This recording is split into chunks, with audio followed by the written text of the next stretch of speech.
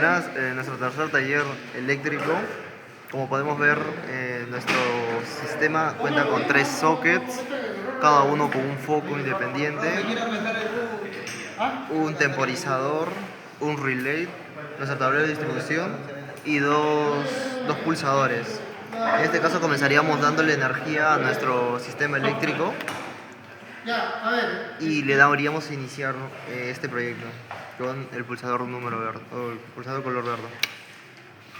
En este caso el temporizador va haciendo su trabajo, que debería ser cada cierto tiempo temporizar, y pues bueno, en este caso simplemente se cambiaría del 2 al 3, o bueno, del 1 al 2 y al 3, y finalizamos el ciclo, o cortamos corriente mejor dicho, con el pulsador número rojo, y otra vez se inicia, y otra vez comenzamos